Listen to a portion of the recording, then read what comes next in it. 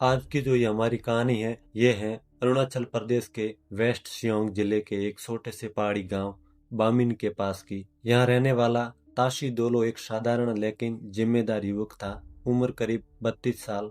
3 भाई और एक छोटी बहन थी। पिता पहले ही गुजर चुके थे, इसलिए घर की जिम्मेदारी बस उसी पर थी। माँ गांव में रहती थी। ताशी ने अपनी पढ़ाई पास ही के आलो कस्बे से 12वीं तक की थी और बाद में ITI करके अब वह सरकारी जल विभाग में अस्थायी कर्मचारी के तौर पर काम करता था। उसकी ड्यूटी जिस पंपिंग स्टेशन पर थी वह गांव से लगभग 5 किलोमीटर नीचे जंगल की ओर था। रोज सुबह और शाम उसे वही रास्ता तय करना पड़ता था, क्योंकि वही एकमात्र रास्ता था जिससे पानी की लाइन पूरे इलाके में जाती थी। ताशी रोज की तरह सुबह जल्दी निकलता था। रास्ते में बांस के झुरमुट, पहाड़ी नाले, चिड़ियों की आवाजें और कभी कभी जंगली जानवरों के पंजे के निशान दिखते थे। वह इन सब का आदी था, क्योंकि बचपन से यही देखा था। उसे डर नाम की चीज से खास वास्ता नहीं था। गांव वाले भी उसे सीधा साधा मानते थे। लेकिन एक दिन बारिश के बाद की शाम, जब वह ड्यूटी खत्म करके लौट रहा था, सूरज पूरी तरह ढल चुका था। धुंध नीचे से ऊपर चढ़ रही थी और तभी उसे पहली बार कुछ अजीब महसूस हुआ। जंगल की आवाजें अचानक बहुत शांत हो गई, जैसे किसी ने आवाज का बटन बंद कर दिया हो। तासी रुका, चारों तरफ देखा, कुछ नहीं दिखा।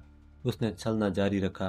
तभी उसे पीछे से किसी के पैरों की आहट सुनाई दी, बिल्कुल वैसी जैसे कोई नंगे पैर मिट्टी पर चल रहा हो। उसने पलट कर देखा, लेकिन रास्ता खाली था। मन में आया कि शायद उसका भ्रम है, मगर अगले ही पल उसे अपने पीछे से किसी ने उसका नाम बहुत धीमी आवाज में लिया, ताशी।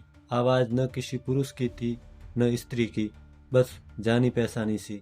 उसने बिना मुड़े कदम तेज कर दिए, लेकिन रास्ता अजीब तरह से लंबा लगने लगा। वही मोड़ जो रोज 2 मिनट में आ जाता था, आज जैसे खिसक गया हो।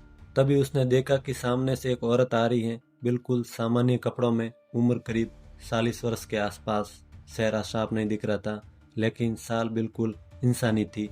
ताशी ने रात की सांस ली, लेकिन जैसे जैसे वो औरत पास आई, ताशी को महसूस हुआ कि उसके कदम जमीन को छू ही नहीं रहे। वह चल नहीं रही थी, बल्कि सरक रही थी। उसी पल ताशी के दिमाग में गांव के बुजुर्गों की बात गूंज गई। उन्होंने बताया था कि सलावा कभी सीधा सामने नहीं आता, वह पहले भरोसा दिलाता है। और वो औरत पास आकर रुकी और बोली, मैं रास्ता भटक गई हूँ, जरा साथ चलोगे? आवाज सुनते ही ताशी का शरीर ठंडा पड़ गया, क्योंकि आवाज उसकी अपनी थी, बिल्कुल उसकी जैसी।